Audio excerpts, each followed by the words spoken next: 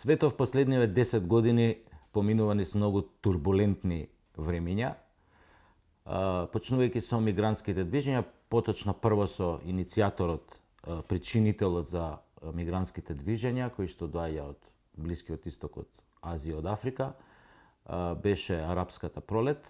Нема да зборуваме чија режија беше тоа, но така започна мигрантската криза. Потоа следуваше она, од денешен аспект би рекол, контрреволуција на Мајдан, кризата што се случи подоцна со преземањето на Крим од страна на Русија, војната во Донбаскиот регион, потоа следуваше ковид кризата, потоа следуваше војната во Украина. Следно, после тоа што се случи, беше агресијата на Израел врз окупираниот појас Газа и Западниот брег, што сето тоа резултираше со геноцид. Последно во низата е нападот на Иран, директниот напад на Иран врз Израел со дронови, и она што следува после тоа се најавите на Израел дека ќе изврши напад на територијата на Иран. Колку тоа ќе се оствари ќе видиме, ќе разговараме и на таа тема вечерва во новата епизода на Лизгачки старт на М телевизија со вашиот водител Сашо Тасевски.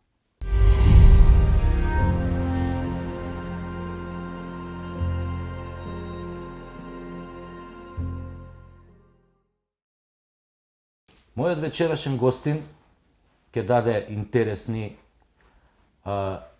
инвентивни одговори на сите овие теми што ги најавив на почетокот на емисијата и ќе направиме муабете на некои други теми, поврзани со нашата реалност.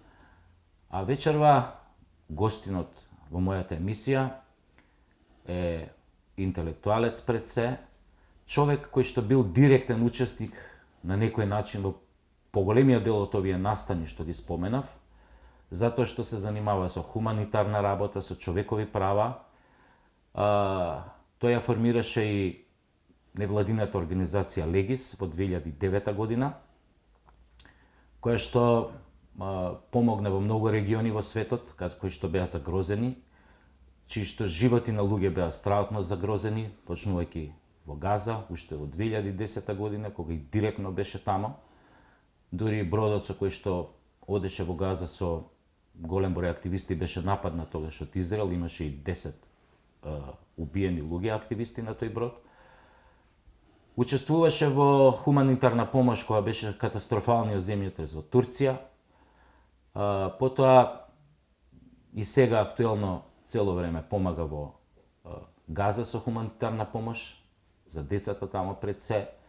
И исто така беше дел и од она хуманитарна акција која што се одвиваше на наша територија кога беше мигрантската криза и се она што се случуваше поврзано со неа.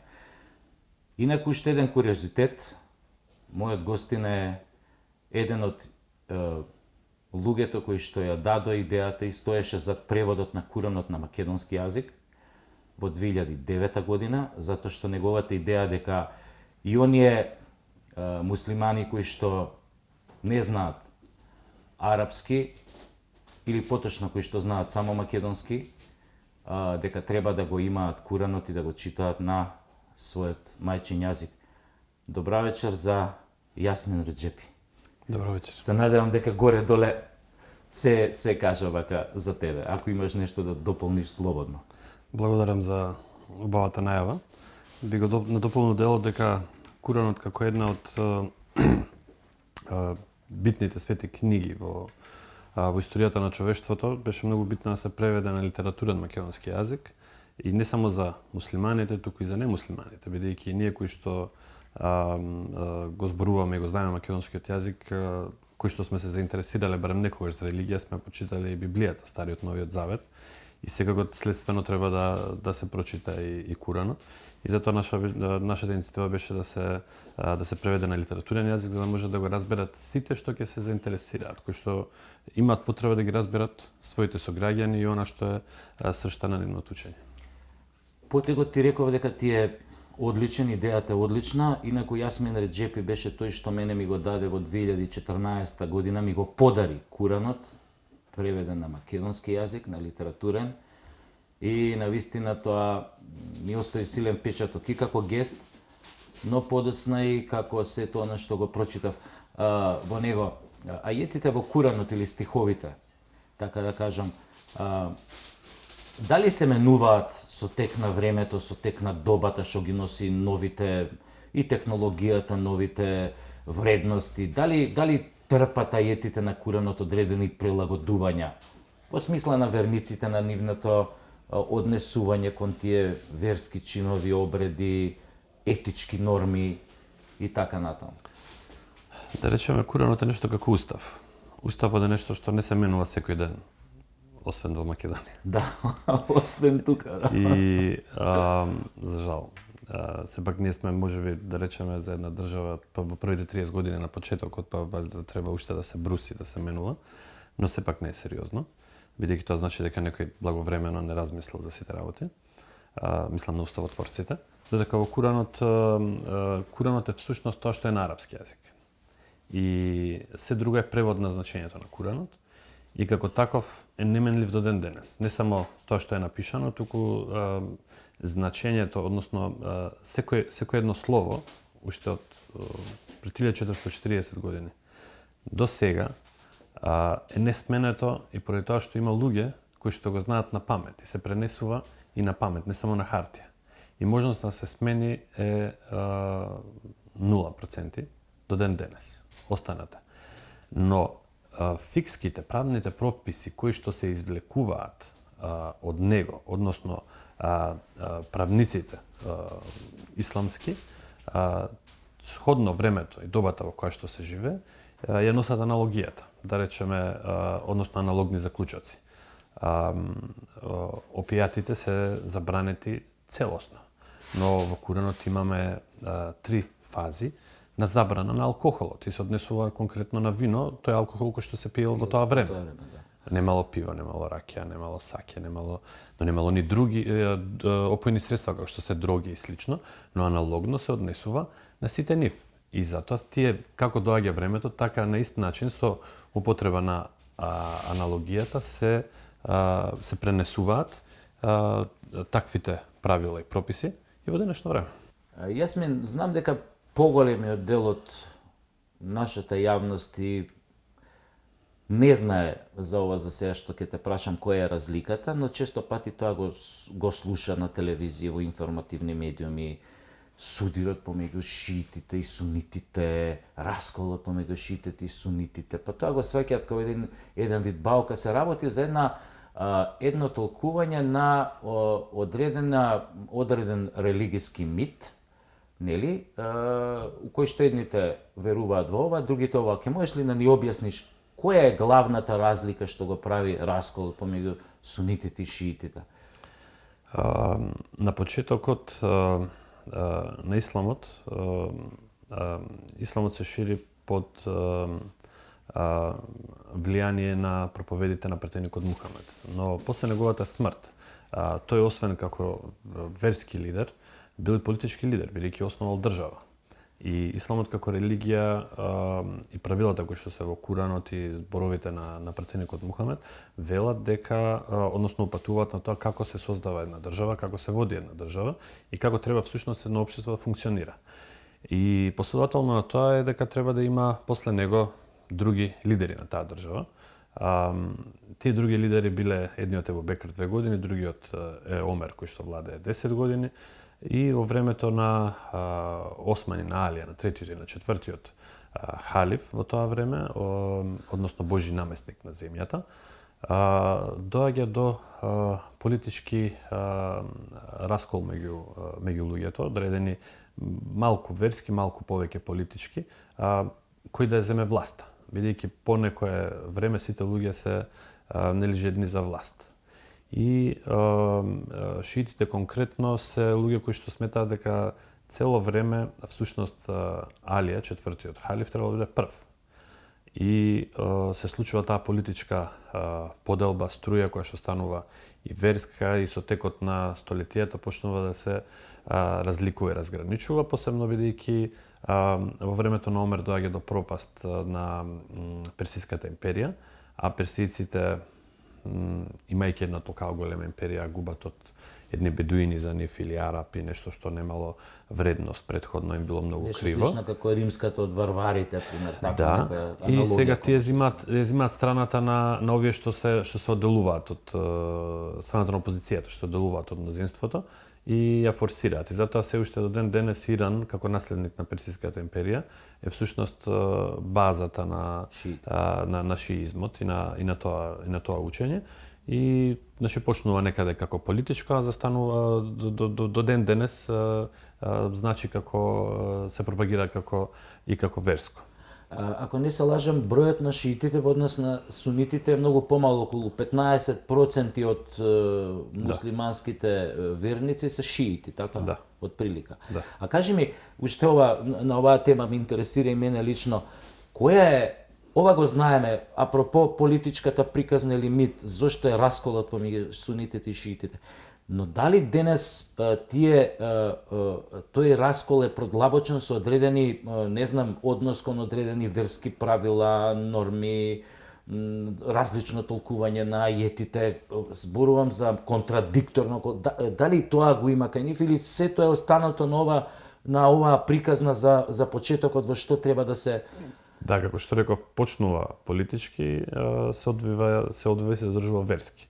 Верски значи дека тие не ги признаваат сите династии во време, сите халифати кои што се случуваат, сметаат дека треба да имаме. Шиитите не ги признаваат, сметаат дека треба да бидат наследници на таа држава и на владењето, да бидат луѓе кои што се од лозата на пратеникот Мухамед, што всушност во старта е грешка, бидејќи немаме луѓе од лозата на пратеникот Мухамед, како што немаме после Мојсей, немаме после Исус. Како? Затоа што Исус немал деца. Мухамед имал само ќерки, синовите умреле како дечиња. Иако е тажно, трогателно, но тоа имало некоја божествена мудрост, односно конкретно оваа, да нема наследници во тоа општество, да нема монархија, туку да се бираат луѓето. И така им остава на нив да бираат. И така се одбрани првите четворица халифи. Значи, се бира во парламент. Се собираат сите највлијателни, сите најмудри и тие го одбираат најдобриот меѓу нив. И тоа е зачеток на една во тоа место, во тоа време, на една демократија, на еден систем кој што го немало на другите места, бидејќи сите тие држави во тоа време биле монархии. И она што сакале шиитите е всушност да преку Алија, кој што му бил зет, но и близок роднина на пратеникот Мухамед, да неговите синови да станат халифи. Во меѓувреме тие работи персиците си имале своја религија која што Зороастер. Да, и која што земале малку од нив, земале малку од христијанството, земале од било што друго, односно како кое племе му одговарало во тоа време или народ, помал народ, така си додавал. И така и меѓу нив има многу различни секти, разлика во верувањето. Ден денес, да речеме, тие немаат 5 молитви, туку имаат 3, за разлика од муслиманите кои што немаат светци, тие си имаат светци, имаат ритуал кон... Шиитите имаат светци? Да. Да? Да. Си имаат ритуал, дури езанот е различен од нашиот.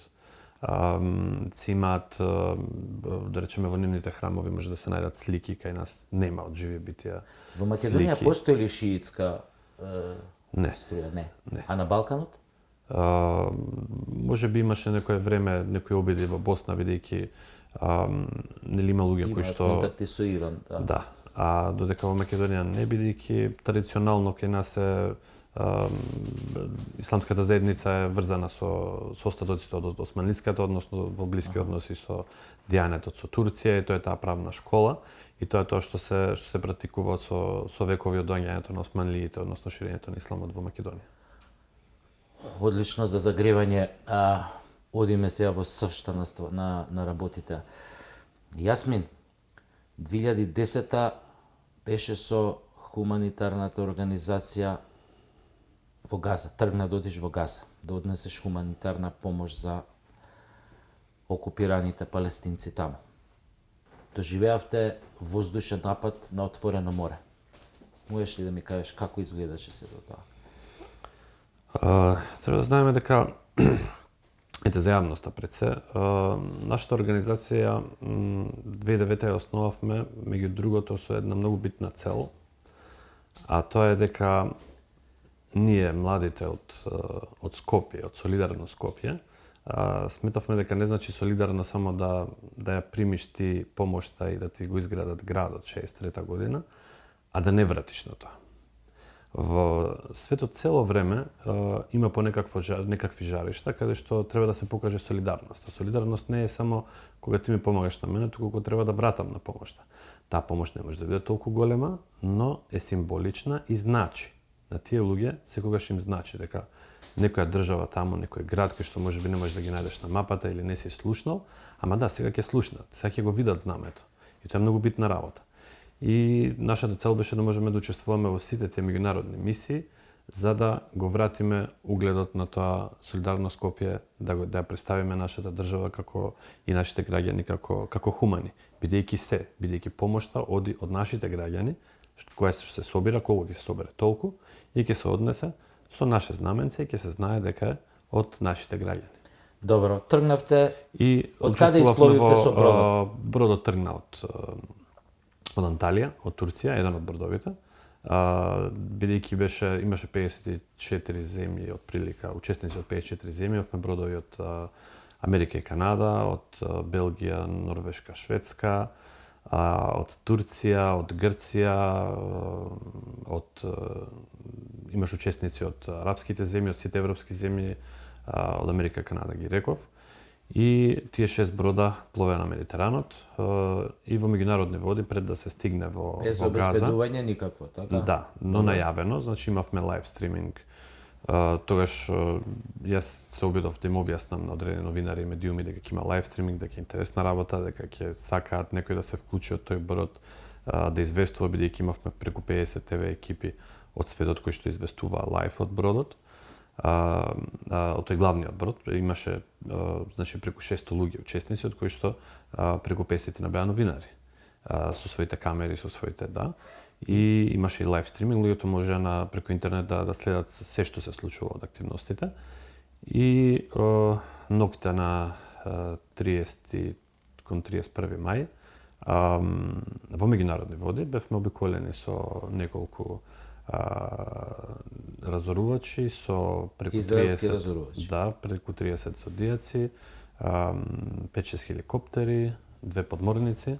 Добро. И беа нападнати помалите бродови освоени веднаш, кои што носе активисти и хуманитарна помош, бидејќи 3 брода беа натоварени со хуманитарна помош, а 3 со луѓе и со хуманитарна помош. И беа освоени веднаш, освен нашиот кој што беше најголемиот, каде што ние рековме ова не е во ред, се случува пред очите на светската јавност, имаме интернет, еве што се случува и не сакаме да дозволиме да ние сме во меѓународни води, каде светот да реагира. Значи, ако имаме меѓународни права, конвенции, чуда, како сме да се толерира вакво нешто, посебно кога се работи за хуманитарен конвој, кој што не е прв, имало бродови предходно, но помали бродови кои што оделе за Газа. И целта е да се покаже дека ние луѓето од светот, мировни активисти, хуманитарци, борци за човекови права, сме против она што се случува во Газа. Носиме хуманитарна помош и носиме порака за мир и за слобода за тие луѓе. Добро, бевте застанати практично, така да кажам, обиколени у меѓународни води. Имаше некоја преговарачка криза претходно, нешто бара од вас израелските власти во тоа време да се повлечете па следеше напад или Не, како току беше? бара да бродот да го смени курсот од курсот кон Газа, да го смени кон Израел, кон еднодневните пристаништа.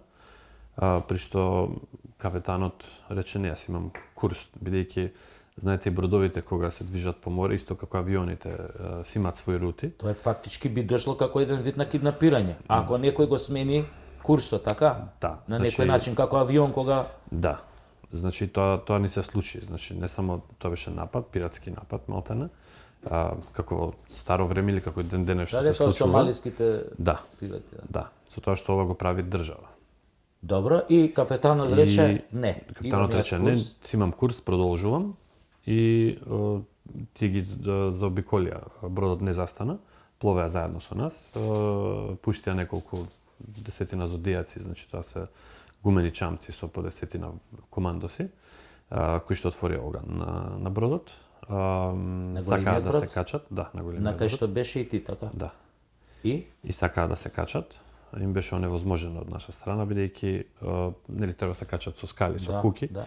Им ги тргавме, имавме вода, црево за да ги блокираме, бидејќи фрлаа со пуштаа гасни бомби, шок бомби, чуда да направат паника меѓу луѓето и слично. За жал имавме и детенце таму, што беше на првиот офицер, значи помошникот на капетанот беше со сопругата и со детето, бидејќи не се надевале дека ќе може да дојде до вакво сценарио и мислеле дека е една интересна можност во ваква една благородна мисија да отидеме фамилиарно и да ги посетиме тие луѓе и да им дадеме надеж за слобода. Но всушност се случи обратното. Кога не може да се качат на бродот, дојде еден хеликоптер, се истовари со командоси, кои беа неутрализирани. Не им беше дозволено да пукаат. Но искористија... Па затоа кога се симнува почна да пукаат. Имаше жртви, ама луѓето кои што беа тука во меѓувреме, им го зедо оружјето, им го тргна, го фрлија во морето. Оружјето. Да. И? И ги фрлија во море. И тие луѓе беа ставени внатре, значи командосите. Но во меѓувреме додека се случува тоа, треба 20-тројца луѓе да разоружаат еден командос, да го тргнат на страна, да го приведат. Да се случи вториот напад со хеликоптерот. Бродско обезбедување немаше? Не, затоа што тоа се луѓе добро, активисти, нечисто нема ме интересира, да. Добро. Затоа што тоа е исто како на авион, значи кога отпловуваш со брод во меѓународни води, ги поминуваш истите тие контролни пунктови, чекинг кои што ги имаш на аеродром. И така да никој од нас ниту имаше оружје, ниту имаше нешто од такви работи. Едноставно не сакаше никој да дозволи една ваква мисија да биде на таков начин уништена. И едноставно секој имаше право да се одбрани. Значи ние сме без оружје, тие доаѓаат со оружје. Не одиме за мир, тие доаѓаат со војна. Ние сакаме да стигнеме до Газа, тие сакаат да нанесат на некое трето место. И нормално дека секој еден ќе пружи отпор, што е нормална работа при секои протести, чуда, секаде во светот. Добро, сакаш да кажеш дека при обидот да се заземе бродот, при симнувањето од хеликоптерот, тогаш пукаа во луѓето доле? Да, уште горе, беа во која се симнуваа. Има едно видео, има еден дечко од единствениот, кој што, значи, кога го завзема бродот, ги скршија сите камери и ги зема сите филмови картички од сите новинари, за да нема доказ што се случувало. Но за среќа, и не знам како, имаше еден дечко камерман од Белград кој што работеше за една американка или јапонка, Бразил, не знам од каде беше.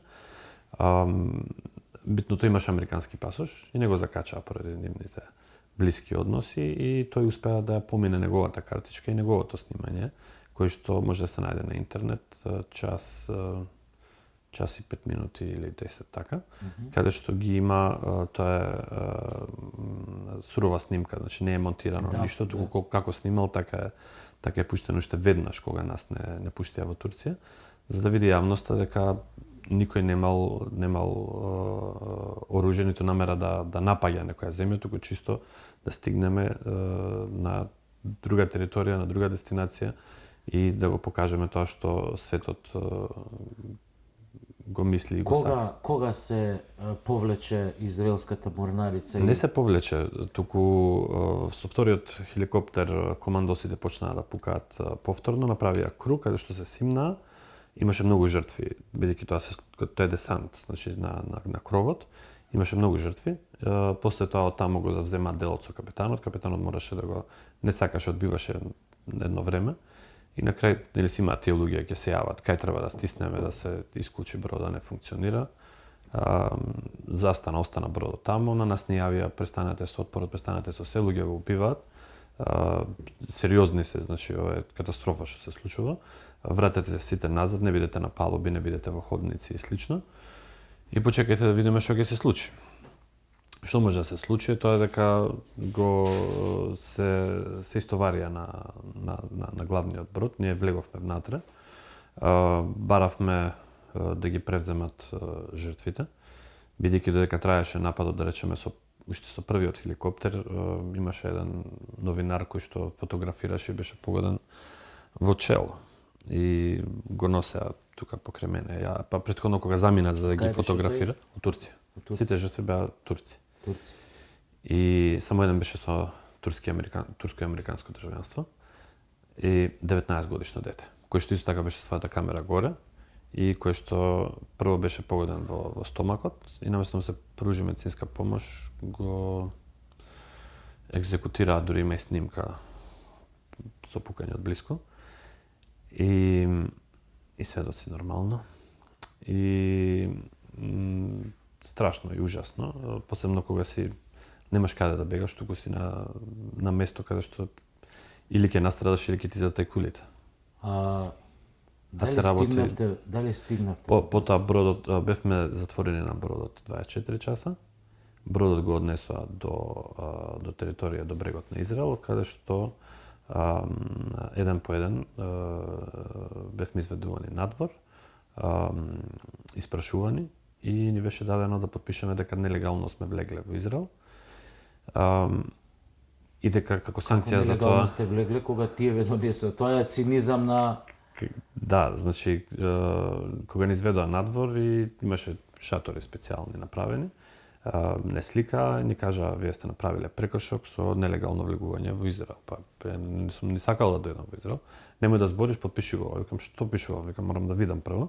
Па дека нелегално си влегувал, дека ни за 3 дена ќе те депортираме назад. Викам, ама не сум ни сакал да дојдам кај вас. Викам, вие сваќате дека вие не донесовте тука? Потпиши, не потпишувам, викам, ќе размислам, дај ми го листот назад.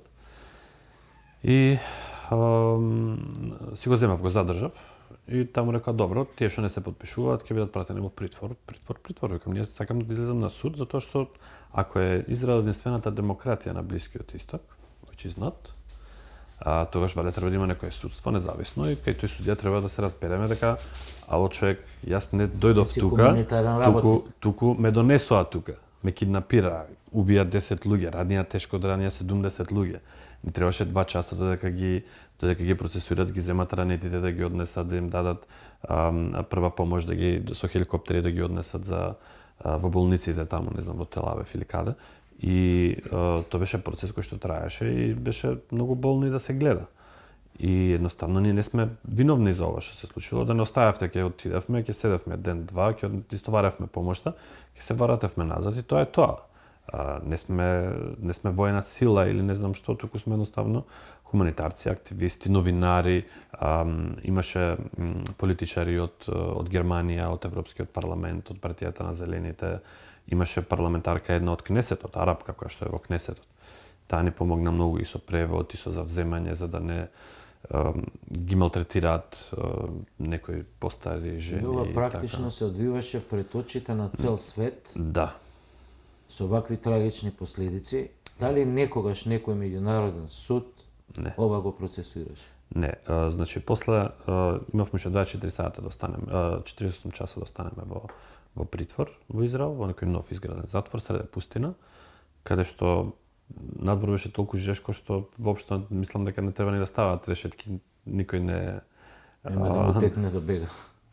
Бидејќи имавме една ситуација таква, значи имавме можност да се смениме облеката, да облечеме тоа што ни дадоа, за да измиеме таа облека во која што бевме, а ни беше за жал со крв од луѓето кои што беа ранети, бидејќи помагаш, тука си околу нив и треба да се исчистиш. Имавме можност да се истушираме, да облечеме друга облека и мојата облека ја ставив на решетките, го затворив прозорецот и не поминаа ни 5-10 минути веќе беше сува. Па викам, што ставиле решетки овие луѓе, кој никој не би излегол надвор да умре на ова. И тоа беше едно од шегите во сета таа мака која што човек ќе си ја каже меѓу луѓето таму или ќе се помисли во себе. И тој ден негде во попладневните часови викнаа по нас Македонија, бевме двајца, односно вкупно тројца бевме од Македонија. Излегов од келијата бидејќи беа нас прат.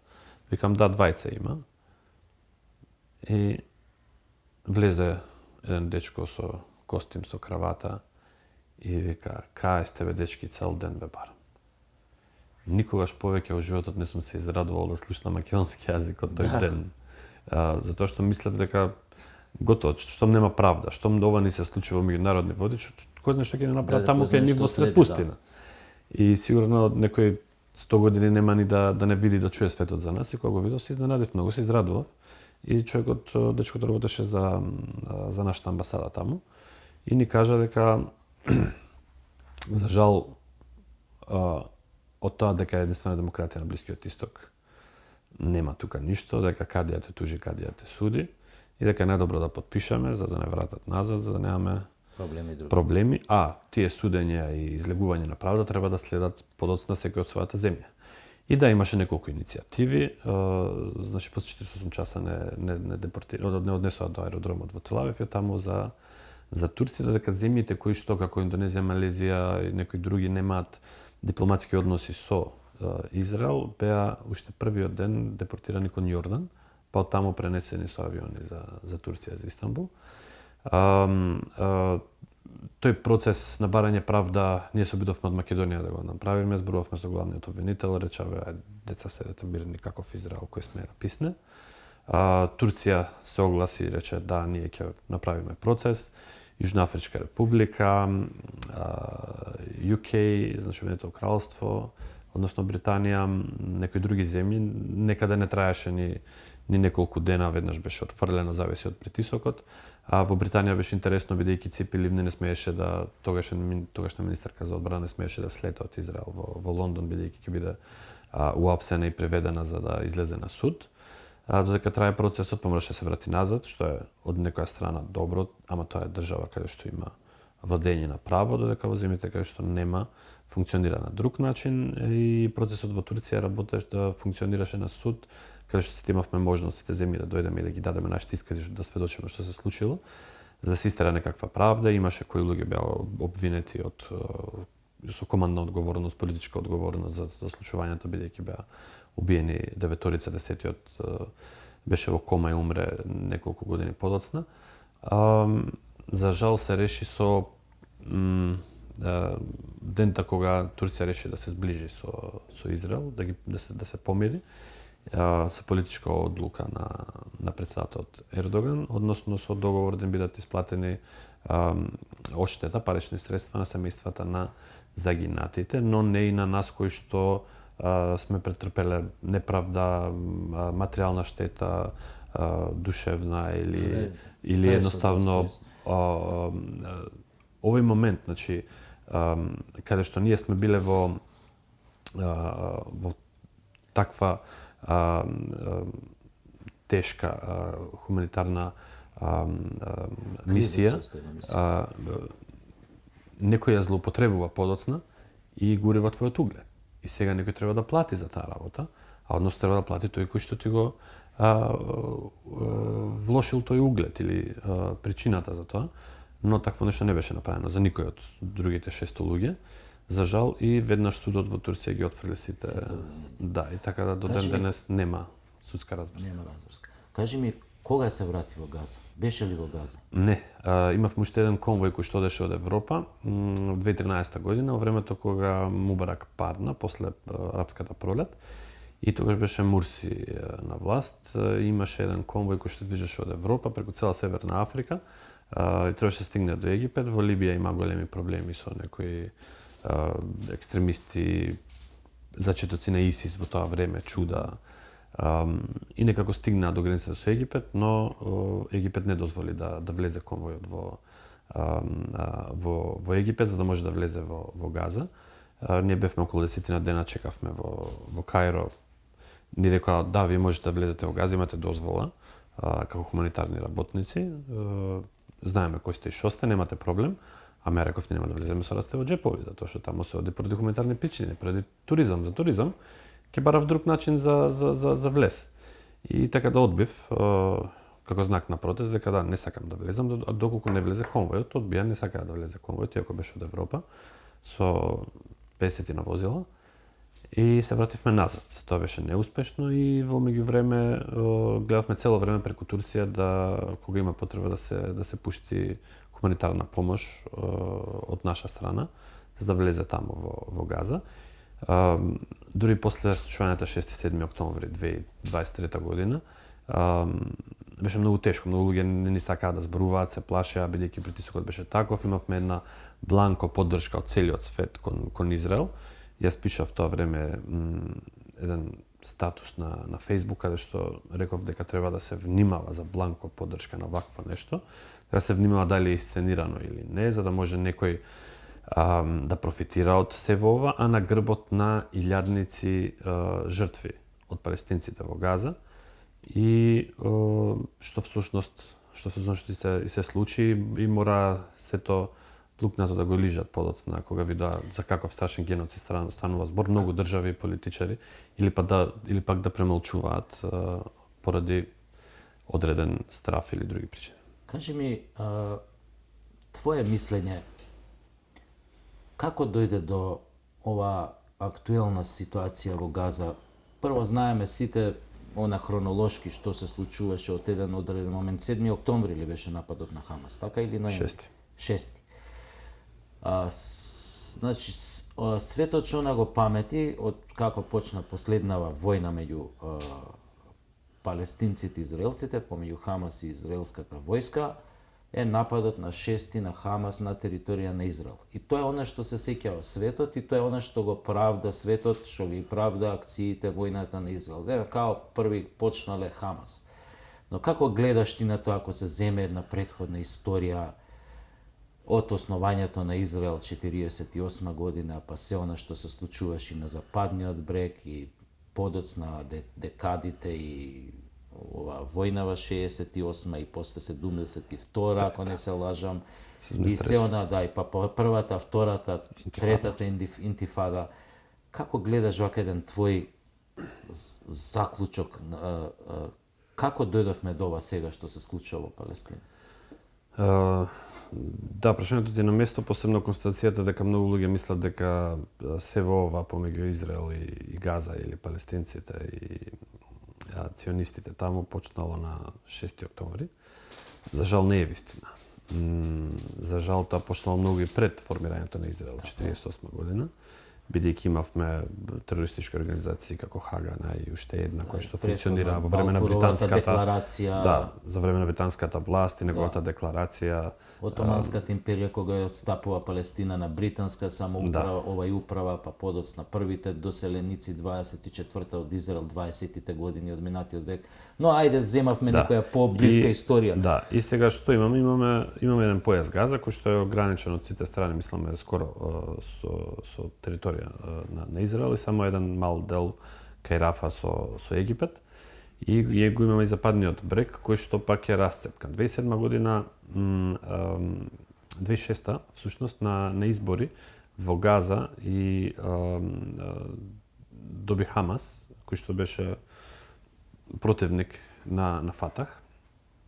И со тоа не можеа да се сложат, имаше малку како немири или некој вид на граѓанска војна.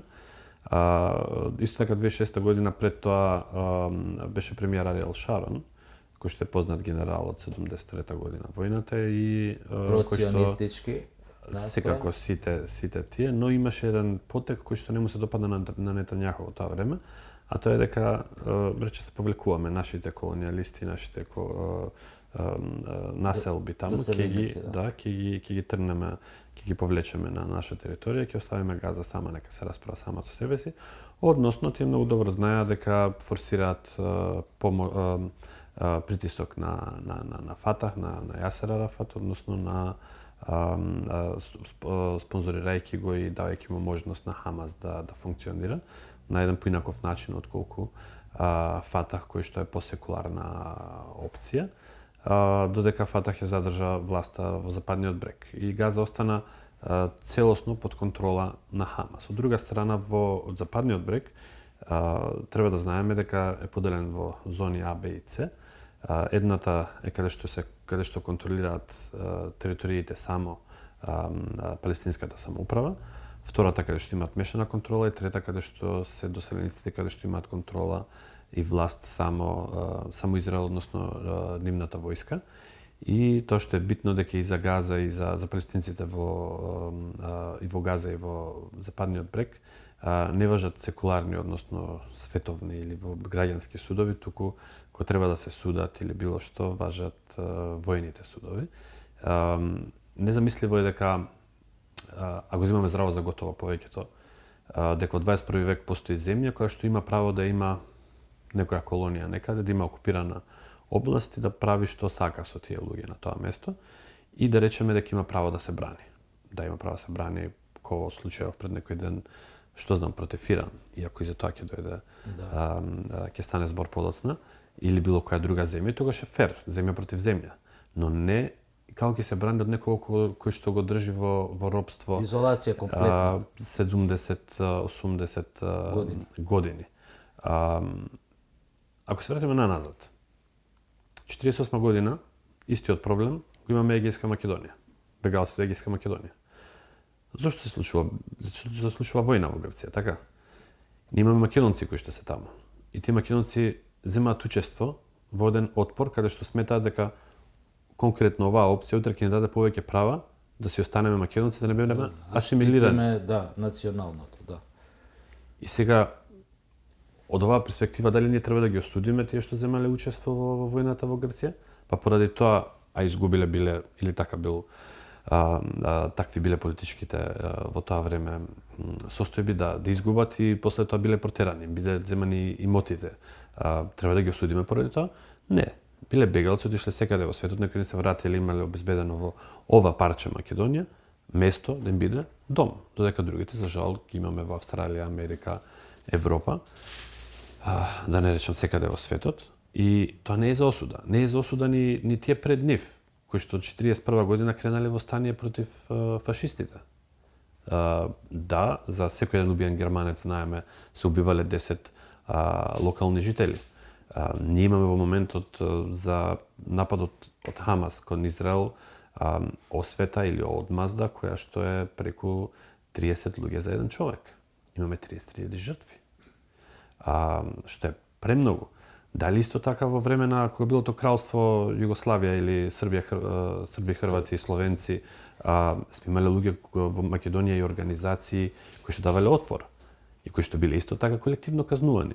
Дали треба да ги осудиме нив или ги сметаме за херои? Или пак оние во османлиското време кои што гледајќи дека се создаваат држави околу нив како Црна Гора, Србија, Бугарија и Грција сонувале за своја држава. И ќе речеме дека и они биле, да речеме, Илинденското востание, колку жртви имало после востанието?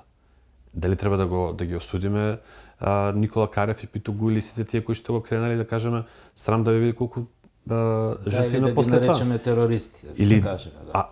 Несомнено, сите овие кои што во одредено време се бунтувале против тие режими или поголеми држави или робства или окупации, биле нарекувани терористи. Тоа е нормална работа. Така ќе биде и понатаму, кога ќе се сменат работите во светот, но вие ќе им се каже се боривте за вашите права, за вашата слобода, успеале или не, ќе видиме како ќе се движи понатаму.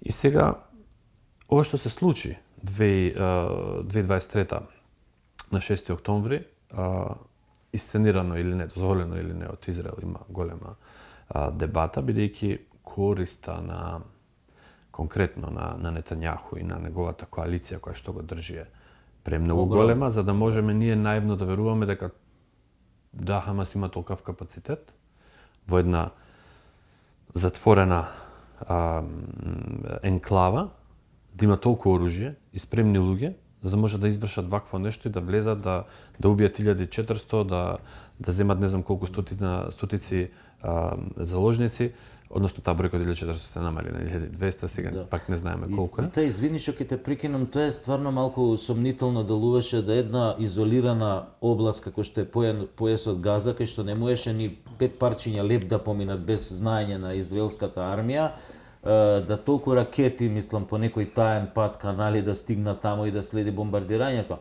Но, ако се земе во предвид тоа и дека Хамас се знае дека организатори за нивното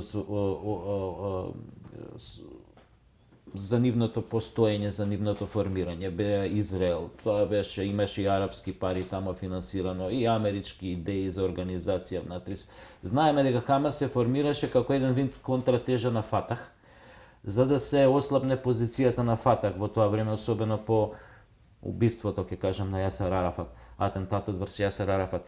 Но, следеше одмазничка акција, ќе кажам во наводници малце, на Израел. Целта беше да се, официјалната цел, да се уништи Хамас. Но видовме дека после 6 месеци Хамас е далеку од уништен. Дали може би тоа фрла сомнеш на овие наши предпоставки дека да, Нетањаху имаше огромна корист, затоа што беше и под кривични пријави, одговорност, за некои работи таму што ги направи, ред други работи, но дали сега од сегашен аспект, после 6 месеци, дали има сепак ај така ќе ја наречам автентичност во таа борба на Хамас, дека може би се оттргнале од контрола многу одамна, дури да биле дете на Израел и на САД. Токму тоа е прашањето, бидејќи оно што го гледаме дека не се тоа акции кои што и Израел и американците ги најавија тогаш на почетокот, дека ќе бидат насочени конкретно кон војници или терористи или како и да не герилци на Хамас и такви структури, и кои што ќе бидат хируршки прецизни, туку видовме дека не се работи за такво нешто, туку едноставно за една идеја која што ја имаат радикалните елементи во израелското општество или екстремните елементи, а тоа е да се вратат назад во Газа, односно да исчистат Газа. И затоа почнаа од северот, ја чистеа па средината и ги напикаа сите луѓе, 90% од нив во Рафа на југ на граница со Египет. Му беше понудено на Сиси да прифати голема сума на средства и било што сака да посака од овој свет, меѓу кои што и отпишување сте долгови на Египет. Египет е голема, огромна земја, но сиромашна, има многу долгови. Голем број на луѓето, значи преку 70% живеат под стапката на сиромашност. Кој му понуди, кој му даде таква? Тоа се од страна на Израел, за да може да ги прими бегалците. Околу 2 милиона или милиони нешто бегалци. Да, на Синај. Синај е полуостров за кој што се бореа во изминатите години, кој што е пустина повеќето и не би им пречало на египтјаните кога имаат иста бројка на луѓе кои што им живее на сред гробишта во Кајро, па да ги примат во Синај, каде што исто така Израел и меѓународната заедница од солидарни причини би им направиле насел, би ги пренеле на другата страна, а Израел би останал со уште едно парче територија за кое што нивните екстремисти сонуваат. И за жал се уште Египет притиска, не знам како не се полакомиле до сега, но од друга страна тоа што го видовме е дека на толкави жртви и тоа што го гледа меѓународната јавност, тие жртви се цивилни. Ние немаме бројка на колку војници, колку лидери на Хамас, политички представници или офицери или се мета и која е таа бројка. Да, тие така и тоа го правдаат израелците, вика, не можеме да кажеме такви бројки затоа што тие војни на Хамас, вика, која не се на работа, што се вика на служба, да војуваат против Израел, вика, се во цивилка седат пијат чај или кафе. Тие така го правда тоа, вика, не можеме ние, вика, толку прецизно да. А генерализирањето ние знаеме дека и кога зборуваме, кога поминуваме за било кои други работи, генерализирањето е проблем, а камоли кога се работи за војна, каде што многу лесно можеш да кажеш дека да, всушност сите тие се терористи. Да, и бебињата кои што ги гледаме дека ги убивате се. Да. И жените кои што во болницата се ги фактички цел народ е етикетиран како терористичка организација. Да. И тоа е неприфатливо. Посебно е неприфатливо да речеме за многу европски земји, каде што има владење на право и каде што треба да знаеме дека во светот оваа година преку 70% од земјите во светот имаат избори. Имам избори во Европски парламент, имам избори во САД, имам избори кај нас, имаше вчера во Хрватска. Значи целиот свет е во избори. На сите политичари калкулираат, размислуваат што сега нашата јавност. А во сите тие земји, слободни земји, всушност народот секоја недела организира протести за Газа, против војната во Газа и за мир. И сега сите тие кога видоа колкави жртви, а сите тие жртви не се воени цели, туку се цивилни, му рекоа на Израел стоп. Многу земји од Европа рекоа чекај сега ќе размислиме дали ќе ви праќаме оружје.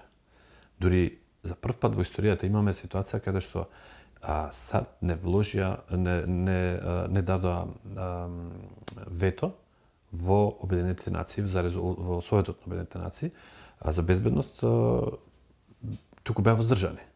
Што значи дека им дадоа на знаење дека треба да престанете со ова. Израел во тој момент сваќа дека окей, немаме поддршка повеќе, нема да можеме да ги исчистиме, да ги избуткаме овие луѓе, никаде не треба да вратиме поддршката. Како ќе ја вратиме таа поддршка?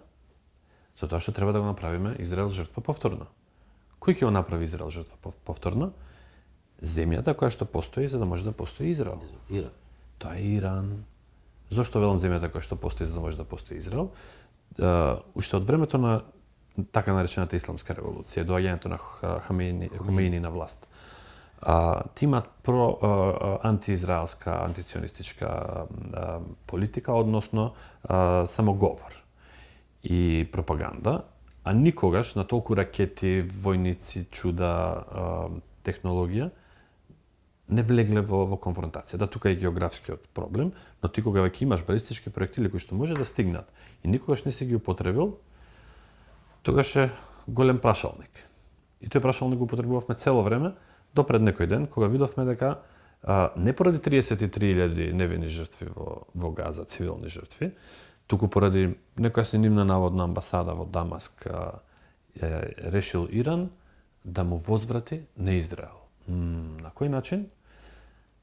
Еве, ќе пуштиме толку и толку проектили. Дронови. Да, толку и толку проектили, дронови, чуда, на тие локации, а вие ќе ги начекате тогаш што ќе пуштиме сега, имате толку часа да стигнат. Ние пред нашата јавност ќе кажеме дека еве направивме нешто. Вие пред вашата дека успеавте да се спасите, бидејќи толку пари сте вложиле, американски пари ваши и од Европска унија за правење на тие железна купола и чуда за одбрана.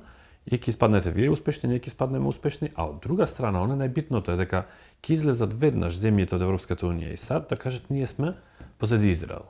И тогаш Израел ќе стане жртва. Тоа се случи реално, да. И сите ги осудија нападите на Иран. Да, значи беше многу наивно да се радува некој дека еве сега влегла земја која што ќе направи притисок на Израел, Израел ќе се повлече.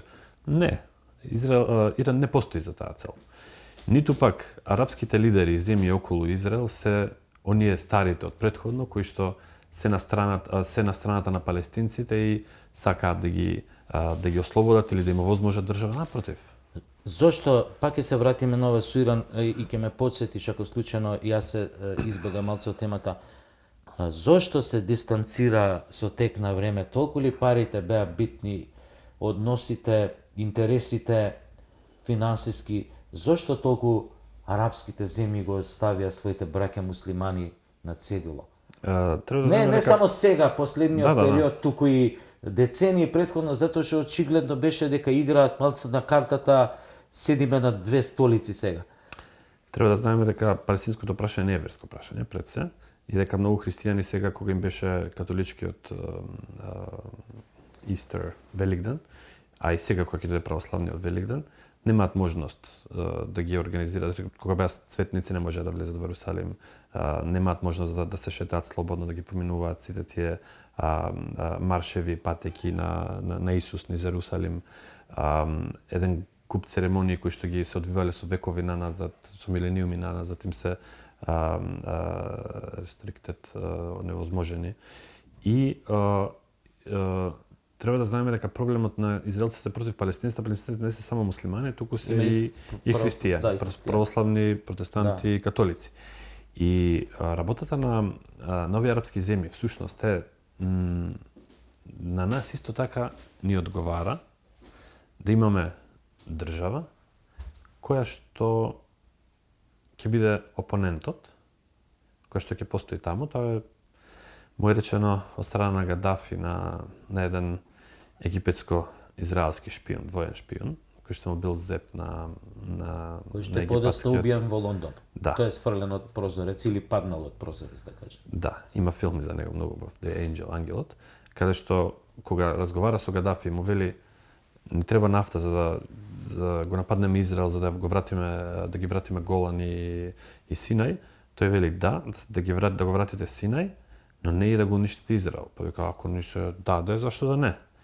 Вика, не, затоа што Израел ни е битен. Ако го нема Израел таму, ние ќе бидеме како волци што се јадат меѓу себе. А вака сите заедно имаме опонент и непријател. Како што... непријател. Да. И тој го прашува палестинците дека колатерална штета, еве нека да тука имам ја пустина, имам место. Не е проблем. Мора да гори. Всушност, најтрагичниот момент во однос на палестинците е тоа дека се предадени од самите своји арапски браќа, а потоа и од меѓународната заедница. И тоа е она што сите ние кои што, ако ни останало барем малку верба после оваа војна во Газа, во човечки права, е дека тие луѓе не заслужуваат да бидат предмет на ничие политичко подкосурување на Блискиот Исток и заслужуваат да си имаат слобода, да си имаат своја самоуправа, односно држава, и да живеат во мир. А не секој ден да легнуваат или да не можат ни да заспијат од стравот дали ќе се разбудат утре сабота. Очигледно е дека се подалеку решението дадено уште како предлог уште пред 30 години за постоење на две држави, нели, во тој регион, палестинска или израелска, очигледно сме се подалеку од тоа решение. Пак ќе се вратам во врска со Иран. Нели сметаш дека сега постојат тие претпоставки што ги кажа се многу веројатни дека Иран исто така искористен, тоест самиот е ставен во служба на обстојување на еден таков важен непријател како што Израел, за да си го оправда и своето постоење во тој регион. Но се почести се гласините, тоест и официјални изјави на официјални лица од Израел, дека Израел е возможно да возврати со удар на иранска територија. Тоа веќе ќе биде сосема друга приказна, каде што ќе се неутрализираат овие наши претпоставки дека можеби Иран е неговиот или? Јас не верувам, бидејќи Иран мора да постои. Арапски држави не може да се контролираат, а Иран може да се контролира. И така функционирал како територија, како народ со векови назад, не само сега. И им се многу потребни како таков еден спаринг партнер на Блискиот Исток. Тоа што ќе го направи Израел за да врати назад, е всушност тоа што го правил цело време во изминативе 30 години, односно ќе изврши атентат на нивни представници, на нивни генерали, исто како што им ги убиваше на нивна територија или на ирачка или на сирийска територија сите тие лица или пак нивните научници кои што се од за нуклеарна енергија и слично, за да ги оневозможат да имаат масовно оружје за масовно уништување.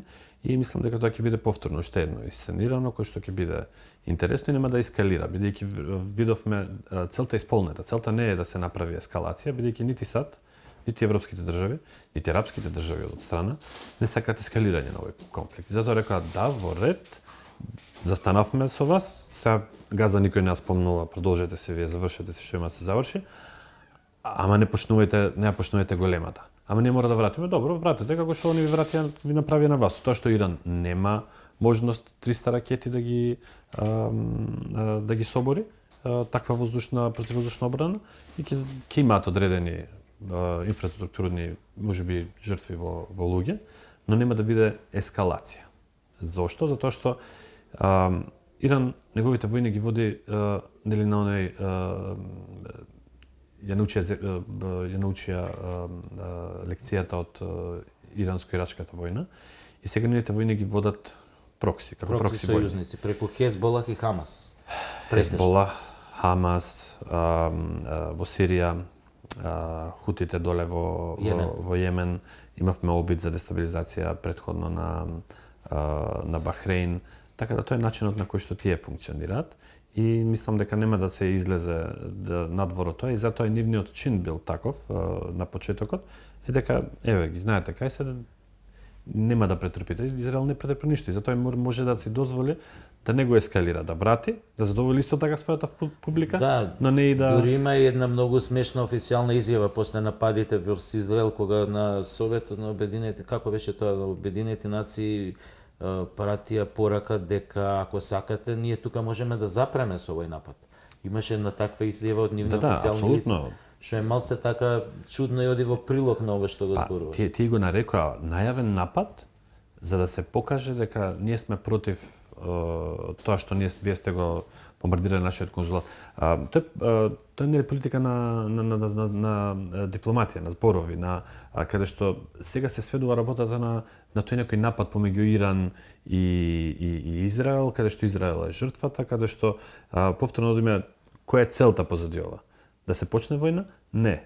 Туку само да се застане позади Израел за да може да ги заврши своите работи, а да се оправдаат во меѓувреме и Бајден и неговата администрација и еден куп европски земји кои што треба да идат на избори, дека имало потреба зашто ние им даваме оружје, значи да остане ќарот да не се спречи, а шпанската иницијатива на премиерот на Шпанија да се прогласи Палестина ќе го размотриме во текот пред изборите, пред или по изборите и не е ништо страшно, може да чека кој што чекало 100 години претходно. Да. Едноставно мора да знаеме еден битен момент. Ирак е исто така енклава на Иран. Шиитите владеат таму. И во блиски односи се. Главниот газ и нафта за Израел доаѓа од Ирак. Па кој би сакал да го запали тоа место таму? Значи, на сите им одговара да седат да работите мирни, а да имаат само малку огномет колку да се од време на време колку да се одржуваат работите топли као нешто се случува таму. Уште едно прашање сакам само за ова. Добро. Ги кажа твоите ставови, предпоставки, но по ова што го кажа, пак останува едно нерешено прашање. Ајде, овие ќе се договорат, мора да бидеме ние со вас, нафтата овде не може да се чепка, арапски сојузници, Египет, сите мирни. Остануваат палестинците во еден затвор на отворено, во еден логор. Сакаш да кажеш дека сите ќе се договорени или ќе се договорат да ги жртвуваат палестинците, оти навистина веќе немаат каде додат. А уште кога почна нападот на Израел врз Палестина, од мазничкиот напад, официјални представници на Израел од министри кажуваат дека ете им го морето на палестинците. А тие се веќе баш дојдени на самиот брег. Милиони кусур луѓе се наоѓаат во Рафа, ако ми се точни податоци. За жал и тогаш и сега, како што објаснив мало и претходно, палестинците се колатерална штета на политиката на нивните арапски, да речеме, сојузници или пријатели или браќа, но и на меѓународната заедница.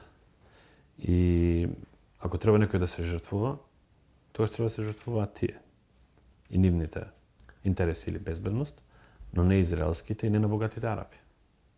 Тоа е многу лоша порака за останатиот дел од светот и за останатите мали народи во светот. Апсолутно, тоа е многу... И ние сме 2 милиона, да кажеме. Оти преќутувањето, јас мислам на тоа зло, утре може да се префрли дали тука, дали на некое друго место. Секогаш. Оти сакав сега да поминеме на една друга тема, сакам да кажам и геноцидот во Сребреница излезе, се случи најповеќе заради една неодговорност на меѓународната заедница во тоа време. Фактички, не кажуваме, нели, сега у моментот што предходеше, како дојде до геноцидот, кој го изврши геноцидот, но секако голем дел од одговорноста понесе тогаш холандскиот контингент што требаше да ги заштити бошњаците тама, така, а беа оставени на цедило. Нешто слично што се случува сега во Палестина, значи се случувало и претходно и ќе се случува веројатно и понатака. Многу земји се низ Африка се охрабрија да побараат одговорност од европските земји и колонизатори претходни за геноциди кои што ги извршиле и масакри на нивни територии во минатото претходно. И од една страна тоа е добро бидејќи има охрабрување дека и излегува вистината на видело за некои такви страшни моменти. Но ние имаме, нели да речеме во нашиот двор, односно непосредно во Босна, последниот геноцид, кој што мислевме дека нема да се повтори, и тоа беше таа порака до човештвото, никому и никаде да не се повтори Сребреница. За жал, денеска во светот Сребреница се повторува. Ако ние сега зборуваме за комеморација или зборуваме за забрана за негирање на геноцидот во Сребреница, премолчуваме друг момент, а тоа е дека тогаш не сме можеле да го спречиме, па сега говориме за да не се повтори, а сега ни се повторува, а не смееме да проговориме.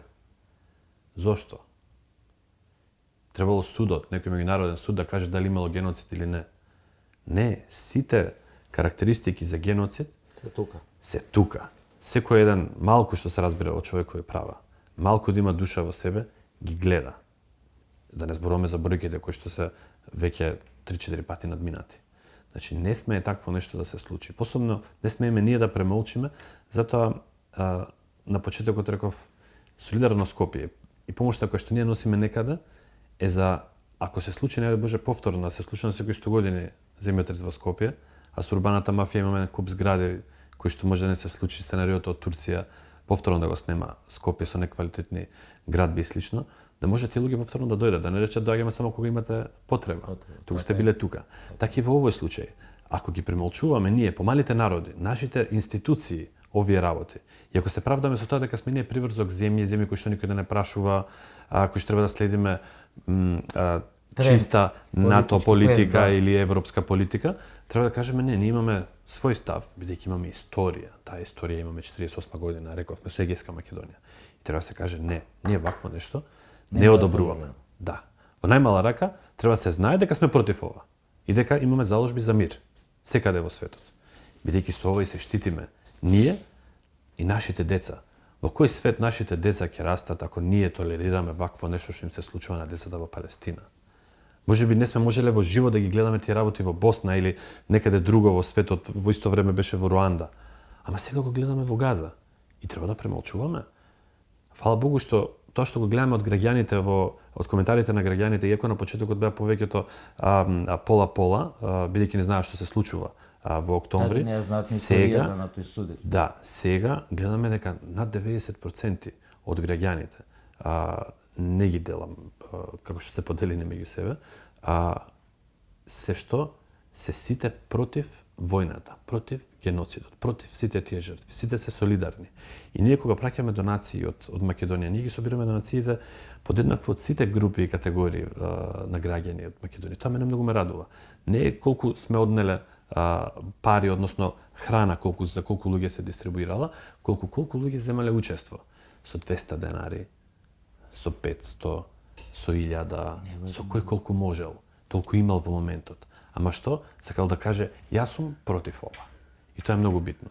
Таа политика, нашите политичари, за жал, ниту еден не излегува да каже, ние треба да следиме оваа политика. Зошто? Тоа што нашата моќ доаѓа, односно, нашата позиција доаѓа од овие граѓани. И тие граѓани може да ги слушаш само од избори на избори, иако имаме предизборија сега. Треба да ги слушаш и во текот, додека ти владееш, додека си на позиција. Не си ти ни биден владетел, туку нивен представник. Ако си мој представник, треба да ме слушаш цело време. И ако 90% од македонската јавност вели ние сме за политика на мир, а не политика на поддржување на една страна, тогаш треба да излезеш и да го кажеш тоа, да покажеш кичма, макар и никогаш да не те изгласа да не бидеш политичар, да останеш во пензија, председателска, премиерска, министерска, каква и да е, ќе останеш со образ. И кога ќе те праша внучето утре или детето, ти на чива страна беше, ќе кажеш на страната на мирот и на слободата, а не на тие што убиваат, туку на тие што се што беа убивани и кои што гинаа без било каква поддршка, не бевме тие што ги поддржувавме. Јасмин, леле, колку многу прашања ми доаѓаат, морам вака сега додам на... Ќе направиш емисијата на 2 дела. Да, на пократки овие одговори. Сакав ова преска да те прашам. Кажи ми, колку е... Ова беше прашање за преска, но морам да ти го поставам. Колку се екстремните организации кои што се кријат за одредена исламска религиозна реторика, колку се тие вистински верници муслимани или се крие нешто сосема друго за тоа. Еве, ако се земе упредвид последните напади на молот во Москва, се добива впечаток дека сите тие, ќе кажам, екстремни организации, муџахедински, ајде, исправиме ако грешам да ме разбираш, колку се користат исто како прокси слуги некому во одредени ситуации. Оти благодарение на нив се добива впечаток дека се утре ги се генерализира или во следниот момент се дифамира целиот ислам, дека е терористички, дека исламот проповеда тероризам, а еден од најпознатите ајети стихови во исламот е дека ако си убил еден човек, го убиваш сето човештво. Како тогаш дојде до оваа ситуација? Тие луѓе, тие организации, тие структури и идеологии имаат своја опозиција. Таа опозиција сме ние, но ние немаме медиумска покриеност од мас-медиумите, туку имаат тие со нивните акции, затоа што се креирани од истите тие кои што стојат позади тие медиуми. И работат за нивните интереси. Се кажа. И јас пишував 2013 година колумна, објавена на еден портал во Македонија, каде што на мојата последна хуманитарна мисија која носевме помош за Сирија, видовме дека беше страшно. Значи, често пати луѓето зборуваат ова со бродот за Израел. Слично, од друга страна, животот ми зависел, исто ми бил на конец во ситуација каде што такви луѓе дошле и се спротиставиле. Кои се овие луѓе? Луѓе од Македонија. Кај е тоа Македонија? Па од другата страна Турција. Не е као личи на американец. Абе, луѓето носат хуманитарна помош, еве ги одиме таму, има камп, ваков, таков, деца без родители. Не вика, овие се сумниви типови. Аха, добро. И среќа ние бевме таму со турска организација кои што се наши партнери, кои што им се закани и им рече, добро, турскиот аскер е на 1 минута, јас веднаш ќе сеам доколку за 5 секунди не напуштите нашата хуманитарна база. И луѓето се вратија назад. Тоа што бевме успат, видовме дека има многу такви креации кои што се одделиле во тоа време од Ал-Каида и од не знам какви некои групации таму и кои што сеат нестабилност секому и секаде. И немаат можност, ние како хуманитарна организација од светот немавме можност да работиме слободно за да им помогнеме на тогаш имавме кампови со деца без родители. И беше страшно. И кога пишав и објаснив дека ќе има една групација која што ќе се одвои од Ал-Каида, ќе биде многу поекстремна и сите тие својства, добив пораки. Асоцираше на ИСИС. Да. И добив пораки кои што беа заканувачки, кои што никој никогаш не ги процесуираше од власта. Истите такви пораки од слични такви профили лажни ги добив 2015 година кога ги помагавме на бегалците, кога да речеме нивниот контекст беше зашто им помагате на овие кои што дезертираат од нашата држава, so called, така наречена. Тие треба се вратат во ИСИС и да функционираат тука. 2 пати сум бил мета на нивна страна, нивна реторика, но никој не реагирал по тоа прашање. И всушност да, тоа се случува како што го реков, ние кои што сме опозиција, кои што кажувавме пред време кои се плановите, што ќе се случи и колку е тоа страшно, никој не го зема предвид да го спречи, туку чекаат да се случи за да може да го искористат за да утре генерализираат цели едни нации или цела религија, цело едно малцинство во некоја земја за нивни политички или колониалистички, односно неоколониалистички цели, за да можат да се црпат нафти, чуда, рудници за безпари, за жал. И како што го спомна последниот напад во Москва, од каде ИСИС во Москва? Кој има интересот на ИСИС во Москва?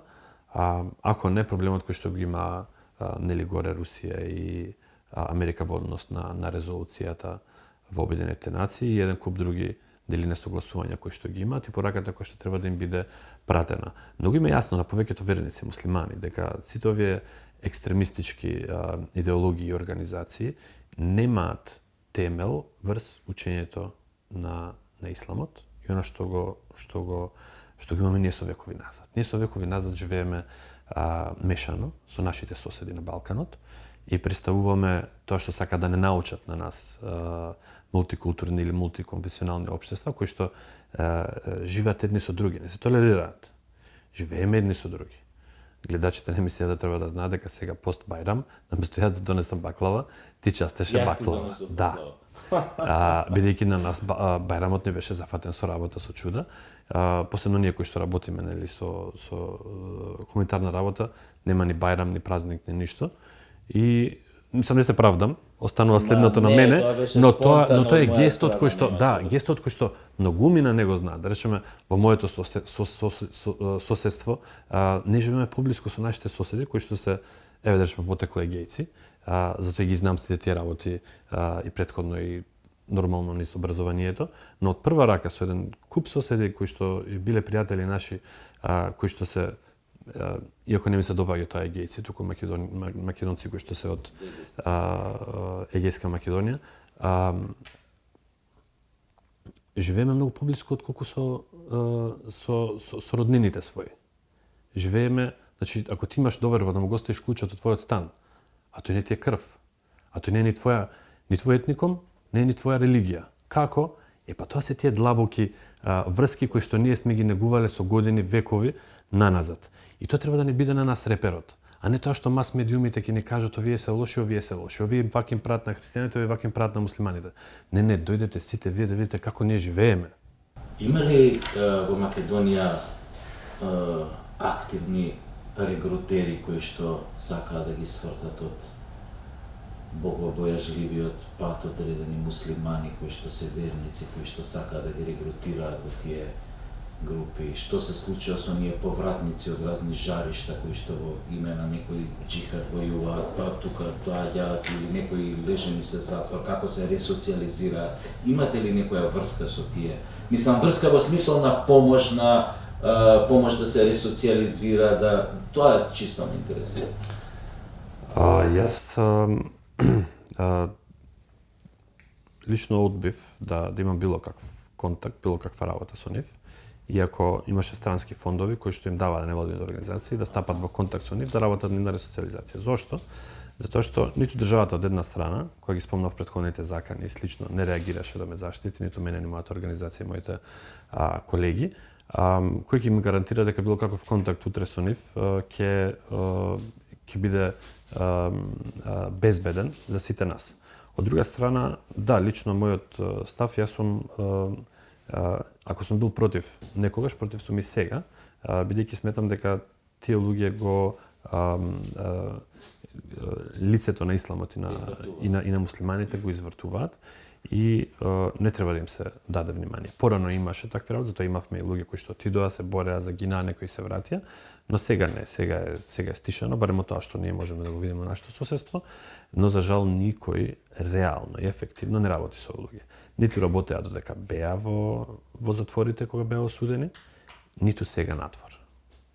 Дури имавме јас ситуација каде што ми праќаат видео и ми праќа порака заканувачка од затвор во Македонија, каде што јас го упатив го пренесов до власта, до институциите каде што видете што се случува, зарем имаат тие луѓе пристап до интернет, телефони, чуда за да може да им се закануваат на луѓето надвор од затвор? Не. Никаква реакција. Зошто тогаш би работел со нив? Но никој не работи, за жал. Исламската верска заедница имаше убав план, но никој не го поддржа, бидејќи во тоа време беше многу корумпирана со претходниот рейс и никој не ги сваќаше сериозно дека може да функционира, дека нема само да ги поминат парите, но треба да се земе тоа предвид и треба да се види дали има можност за работа, бидејќи тоа се жал испрани мозоци, деца и млади кои што не се нашли себе си во општеството и треба да се пружи можност да се најдат. Треба да се пружи можност да видат дека општеството, институциите функционираат и дека тие биле нечи туѓ механизам за остварување на други политики, а не работеле во нивниот интерес, ниту во интересот на религијата, односно на исламот во овој случај. За крај, што работите сега во моментов како невладина хуманитарна организација? Да. освен застапувањата кои што ги имаме лобирањата во однос на промени на одредени закони за одредени категории на групи на граѓани кои што се одржаваат, како што беа за бегалците, како што се одредени законски акти за сиромашните и нивните права. Работиме во двата транзитни центри на Табановце на север и на југ во Гевгелија на Винојуг со бегалците кои што се поминуваат од таму и се сместени. Работиме исто активни сме кога има потреба и во азил центарот во Скопје кој се наоѓа за оние кои што има таму во моментов. Бројката минимална, значи нема ни десетина луѓе. И секогаш таа бројка се менува бидејќи Македонија не е земја која што е атрактивна за пред се за нас, а не за нив. Ако се бегалци или мигранти, не значи дека се глупави. Тука едноставно си имаат поголема мака и не сакаат да завршат во земја каде што има владење на право, не во земја каде што не би имали никаков просперитет. За жал не имаме некои што се останати тука, кои што немаат можност, како што се немаа можност за да најдат работа, како што се бегалци од Украина или некои од оние евакуираните од Авганистан, кои што нема ни можност ни да се запишат нивните деца на училиште. И гледаме цело време ги буткаме тие работи за да можеме тие да барем децата да ги исполнат своите права или овие други луѓе да не бидат на терет на заедницата или на општеството, туку да може да си работат. Да може да добијат привремен матичен број, да отворат сметка и да може било која фирма да ги вработи. Сега ќе ги носиме луѓето од Филипини, од не знам каде, од Непал, а веќе имаш тука 10-20 кои што не им даваш можност да работат. А веќе ти се тука заглавени од X причини, барем додека следат, нека ти бидат на терет. Не само тоа, туку тоа е нивното достоинствено право на достоинство, сам да си го заработува левот. Посебно човек кој што може, треба да му го овозможиш, а не да го оставиш здрав човек да се чувствува оневозможен и да чека хуманитарна помош од некого. Тоа е еден дел од работите кој што го работиме, друг дел од работите кој што го работиме хуманитарна помош на граѓаните во Република Македонија, конкретно во град Скопје, кога има потреба или донации за некаде во другите градови го правиме тоа таму. За Рамазан имавме 200 ифтари, значи 10 оброци на ден секоја вечер дававме. Има можност граѓаните и да донираат и да дојдат да делат, да присуствуваат. Значи тоа секогаш го правиме, дури кога имаме луѓе кои што сакаат, имаат кеф да донираат за бегалци или за чуда, може да дојдат да... Ми рече интересна работа дека вика кога некој ради оправдани причини не може да се придржува до Бајрамскиот пост, може да се откупи. Не е тоа со пари, туку така што ќе нарани некој гладен. Така. Да, и тоа беше една од можностите. Има многу луѓе кои што се болни од болести кои што не може да ги или работат работи кои што немаат можност, им треба поголема концентрација и да постат. И тие имаа можност да донираат колку е еден оброк и да ги послужат луѓето да им дадат или тоа да биде во нивно име дадено, за да може на тој начин да се откупат. Целта е да се помогне таа социјална категорија на граѓани. Јасмин Реджепи, сакав во старт ми беше замислена емисијата да ти поставам и прашање за оваа нашава ситуација, актуелна одредени работи што се случуваат последниве денови на нашава политичка сцена, надворешна политика ова, но сватив разговарајќи со тебе во теков на емисијава дека нема да валкам еден ваков убав, целосен, плоден разговор за теми за кои што не се зборува во медиумите во Македонија, за работи кои што не сме ги знаеле, поврзани и со тебе и со одредени кризи што и беа изминативе години, како што беше ова што го раскажа фантастична приказна за нападот на хуманитарниот конвој во Газа од страна на израелците, така што не сакам да го валкам разговоров понатака со домашни некои теми, предизборни така натаму.